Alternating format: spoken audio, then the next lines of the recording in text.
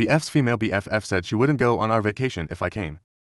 So he chose her and changed trip location without telling me. So I left his things at his house while he was gone. My boyfriend wanted to go on a vacation this summer, to his mom's friend's house in Hawaii, with me and his two best friends, 25 meters and to 9F. We had been planning on this all spring. And at some point 25 meters dropped out of the trip, leaving just the three of us. For context, my boyfriend and I have been going out since November. And it's been serious. We had and still have been talking about moving in together. And he has said, and I agree, that this is a long-term situation and that we are in it for good. In early June, once 25 meters unexpectedly dropped out of the trip. To 9F called my boyfriend and told him that, now that it was just the three of us, she didn't feel comfortable with me going on the trip, since she didn't know me that well, and she didn't want to be a third wheel. She said that if I were to go, she wouldn't go on the trip without telling me that this was happening. They changed the plans and made it a trip just the two of them. And they changed the location to a beach in Costa Rica. I was trying to figure out when to ask for time off this summer, and hadn't heard news about the plans. So I asked my boyfriend which week in August I should be setting aside for the Hawaii trip. He let me know that actually, he had talked to his friend, and that she didn't want to go if I were going, so he was going to go alone with her to Costa Rica. He said that we could go another week later, maybe to Mexico City or something. I was upset, and tried to talk with him about how the situation made me feel, especially since this wasn't a case of a separate trip being set up ahead of time. This was a case of me being invited and then uninvited, from a week-long tropical vacation with a girlfriend of his who I had never met before. We eventually decided to do a trip together to Copenhagen, which we have both wanted to visit as some sort of compensation. I also asked to meet her, so that I could feel more comfortable with the trip. We spent the 4th of July, going to see her and her boyfriend in the city where they live. And although it was nice to put a face to a name, it was ultimately a very cold trip, and she was not at all welcoming to me. My boyfriend remarked on how unfriendly she was to both of us. He thought, and said that he was surprised that she didn't act warmly to me. I went out of my way to try get to know her and her boyfriend. I'm very outgoing and friendly, and usually this would be easy. But it didn't really click. Even after several days, they were somewhat cold to each other as well. They bickered a little bit about their future, in his own 3-week trip without her, that was scheduled for the same time as their trip. This had been scheduled before ours had. This had been my effort to feel better about the trip. So I told my boyfriend that I still didn't feel comfortable with things, and that I was feeling insulted by the way that it was handled. I had tried to make things smooth between all of us, and I asked him to please come up with something that could help me feel better about the trip. On a visit to his family, they asked about the trip, and they were all shocked that he would have arranged it this way, and let me know that they would have been furious if they were in my position, which triggered a fight in which I asked him to please help come up with a strategy to make me feel better and more secure about them going together without me. He said that he would never do this kind of thing again, which feels like not much to offer, since this is kind of a once-in-a-lifetime trip to begin with. He kind of offered to not go on the trip, but he had already paid for the tickets and made arrangements, and I didn't want to stop their trip and be resented by both him and his best friend. He asked me to give him ideas of how to make me feel better, and wanted me to just tell him what to do installed until it was finally the day of the trip. He bought me a bag of peanut butter cups, and I drove the two of them to the airport. I feel so disregarded and disrespected in this situation. I want to break up with him, but I don't want to burn up something that has otherwise been really good. Update. I was really upset the day I dropped him off and he was texting me, but I wasn't responding. I wasn't sure what I wanted to do. But I didn't want to do anything at all in the state I was in. I waited until the next day, and then I sent him a thought-out text, letting him know that I didn't feel safe or loved in the way the trip was handled, and that I would be dropping his things off at his place and leaving his keys with the neighbor. He called but didn't leave any messages, and then he messaged me that he didn't understand. The rest of the week he called and messaged me, but I couldn't bring myself to pick up or text back on Thursday. I think that he realized that I was serious, and he asked me some questions about logistical things. I told him which neighbor his key was with, etc. When he got back and saw all his things at his place, he got pretty frantic and called and left me a long message. I was working all day, but also I still didn't want to respond. He asked me to explain because he didn't understand what was going on. The next day I sent another text making it clear that it was over, and he got upset and sent me a bunch of texts in a row about how he didn't understand why I was throwing away everything that we built. He left me a voicemail that was really angry, that said he had no idea why I was upset, and that he did not accept the breakup because he had no say in it, and that he wanted me to tell him the evil story that I had made up about him to his face. I wasn't going to respond to him and I wanted to remain calm, but this upset me, so I sat down to write him this letter. It's long, so skip over if you want. I tried to call him, but I started crying and told him I just sent him an email instead. This is what it said. The time that we have had apart has given me some good space and time to think. I have had a chance to think about the things that are important for me in a relationship, and I see that we should not be together. I am sorry that I have been asking for you to change things about your life that you shouldn't have to change at my or anyone's behest from the very start. This trip was made in an insanely disrespectful way, in which it started out from you being given an ultimatum by your female best friend, who I had never met, that either she goes or I go on this trip, and you picked her. You didn't offer to have her meet me. Theoretically, I was your long-term partner, so this would have made a lot of sense. You didn't encourage her to find someone else to come, and you didn't consult me at all. That's enough for most people to have a deal breaker right there. However, I stayed. This is a person who you have a history with that is not entirely clear to me. Here is what I understand. Some bad rumors got started about the two of you, in which you spent an entire night out with her on an acid trip, while you were dating someone else. Nothing happened? The other thing I understand is that you were interested in her romantically at some theoretically other point. In that you started dating her boyfriend, and then closed the door on things for you. According to what I also understand, it took a long time for 29's boyfriend to feel comfortable with you being around. But you apparently worked to ultimately make him feel comfortable with you after. I'm not sure how long this is the completely unknown person who shut me out of a trip that I was originally going to go on. Unilateral decision. You did not tell me this was happening until I asked when the trip to Hawaii would be.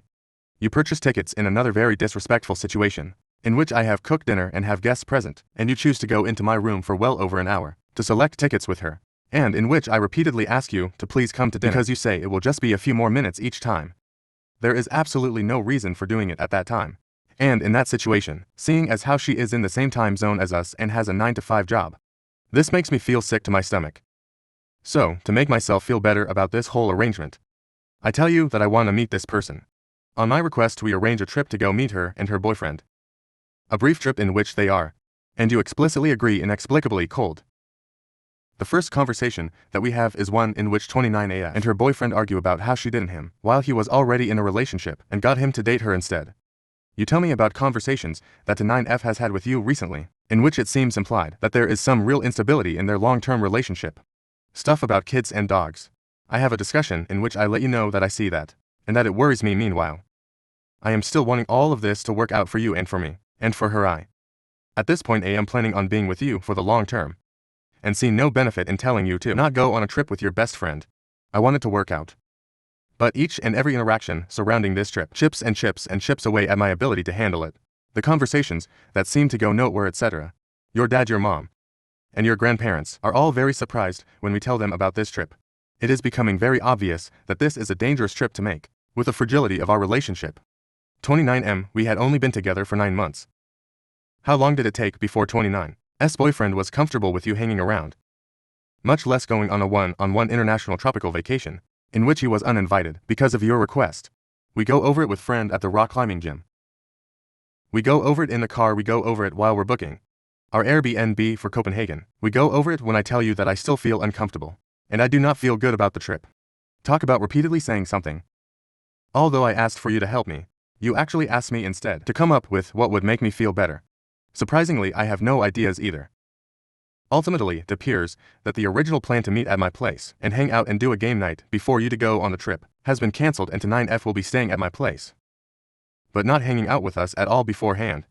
You attributed to you not bringing it up with her early enough. This is apparently not something that was discussed, even 2 nights before the trip. This upsets me. You do not know what to do. I don't blame you at this point. It was well out of hand. I don't know what to do either.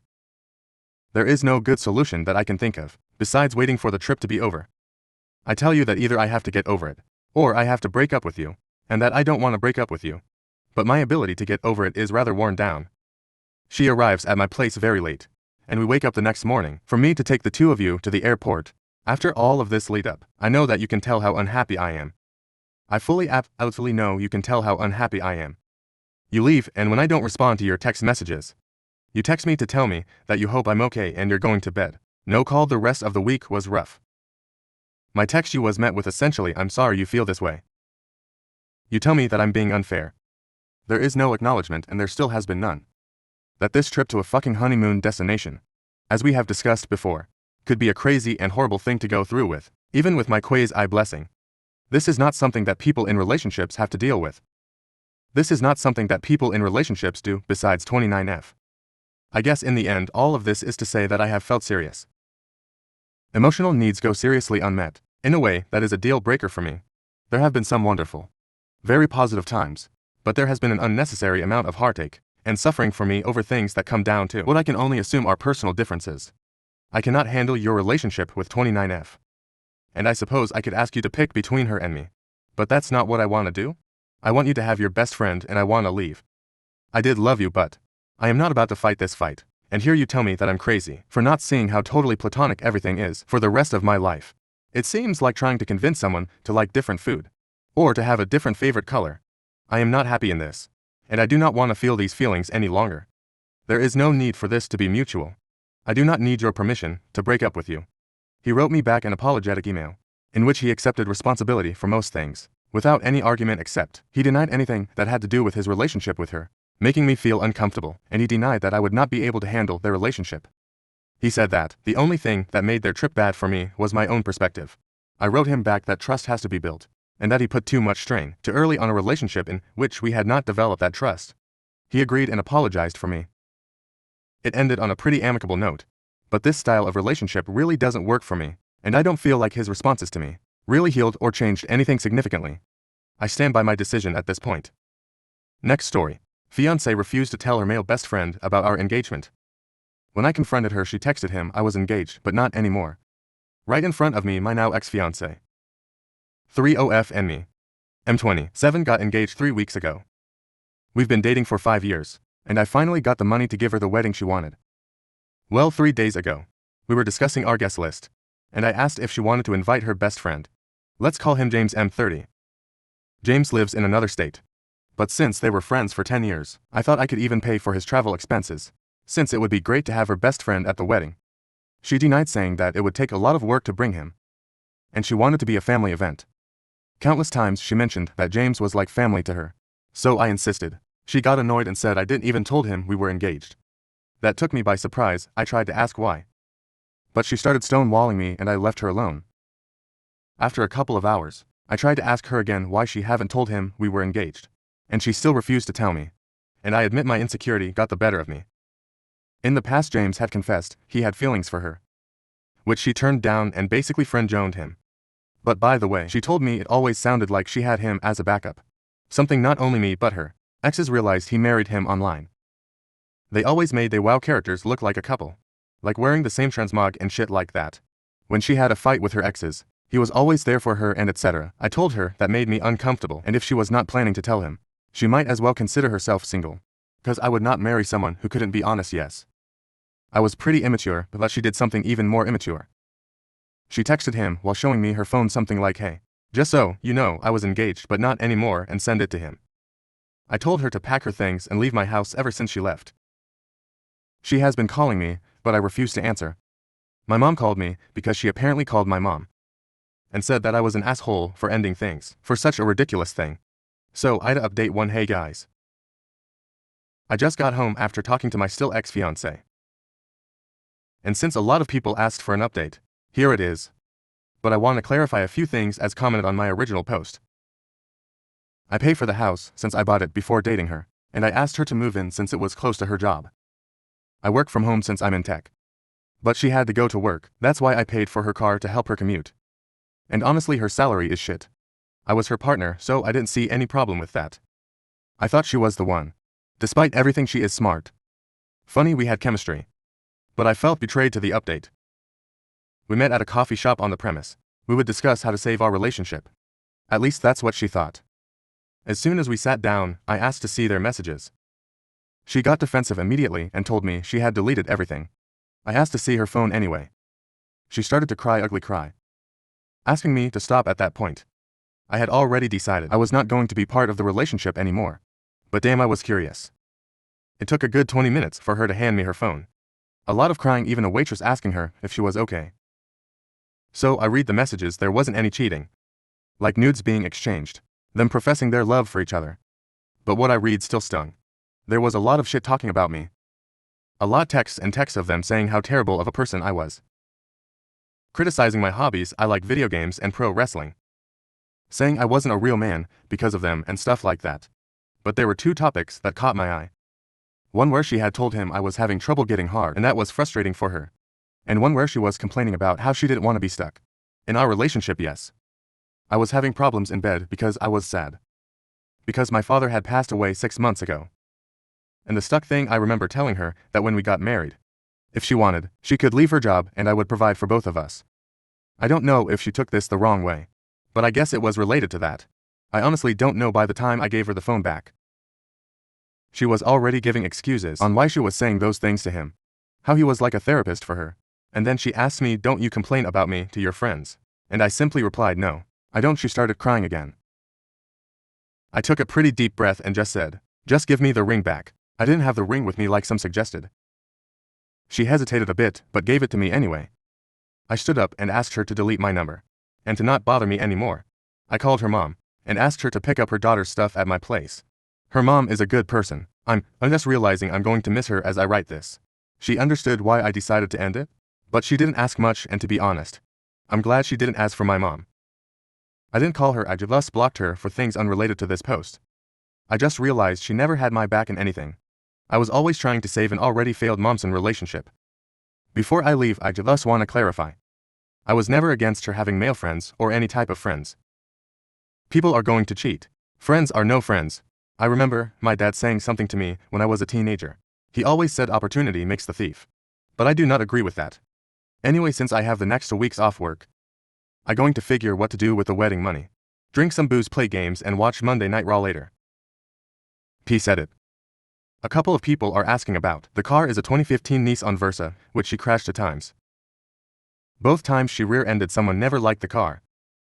Weak engine, the interior feels cheap and overall bad. So, for all I care, she can keep that piece of shit. I would have more luck throwing it off a cliff than selling it. Edit to little update. Her mom called me a few hours ago to check on me, and to ask when she could come and pick up X's stuff. We spoke about the car, and she basically forbid me to let her daughter keep the car because 1. I paid for it to X wouldn't be able to maintain it. So, I'm going to keep the car until I'm able to sell it. God help me also. Some people called the story fake, cause they said I wasn't a real man for playing games. And yet they played WoW. To be honest, that's on me cause I wasn't very clear. The real man thing was more about the pro wrestling hobby than the gaming hobby. But in some messages they clearly mocked me for playing some games. Life is Strange series. In one I remember James saying something like, "How could a grown-ass man play such a girly game and cry?" Yes, I cried playing Life is Strange. I also cried RDR2. The I'm Afraid cutscene still makes me emotional. I'm a crybaby, I guess. Also, I want to thank everyone who messaged me to talk about wrestling and games. It really helped me take my mind out of everything. I haven't replied to everyone, but I intend to. If anything happens, I'll let you guys know. Be good people. Update 2. Hey guys, it's been a couple of days since I used this account to tell my story. And something's happened, but this is a positive update. First, I want to say thank you to everyone who reached out in my DMs and commented saying nice things. It felt really good and I appreciate y'all. Some of you actually made me tear up with your kind messages. Second, I want to express my gratitude for everyone who gave me advice, told their own story, or just told me I was a cool guy. Reading your messages before writing this felt amazing. I also want to say I thought about my engagement a lot, and I have no regrets whatsoever. Yeah, things ended badly, and she was not a good person to me at the end. But I just don't hate her, nor do I wish for her to fail. We had good moments. I felt happy with her. And again, I really thought she was the one feeling hatred was going to harm me more than her. To the update. Her mom came to pick up her stuff and we talked for hours. It felt like therapy. I cried on her shoulders. We laughed. She expressed how much I meant to her family, and that I would be always welcome in her home. It felt so good to hear her say those things to me. Before she left, she asked me if I wanted to ask about my ex. I got curious and asked how she was doing. Her words were she's trying to act stoic. But I know my daughter, she's not taking this well. I left it at that. She gave me a hug and left. About the car, I'm going to donate it and get a tax write-off. But to the thing I'm excited about is that I'm going to Royal Rumble. I never even watched Raw or SmackDown live. But now that I have the extra cash, I'm going to treat myself again. Thank you all for reaching out. Sorry to the people who love drama, that this update doesn't have an unwanted pregnancy, a fight, chaos, or a plot twist. The truth is that my life is just really boring. Be kind, people.